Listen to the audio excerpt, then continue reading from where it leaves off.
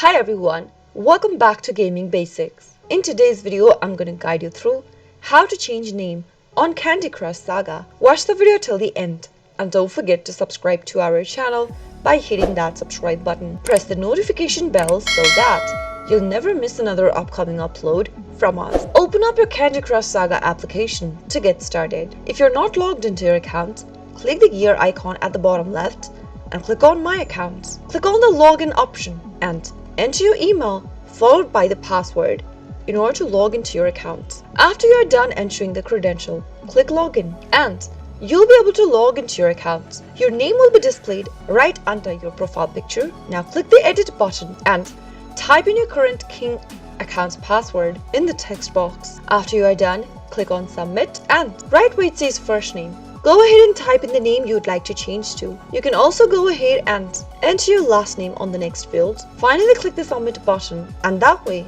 you'll be able to change your name for Candy Crush Saga. Wait for a few minutes and your name will be changed. That is how you'll be able to change your name on Candy Crush Saga game. I hope the tutorial was helpful to you. If it was, go ahead and give us a thumbs up. I'll be back soon with more videos like this. Thanks for watching.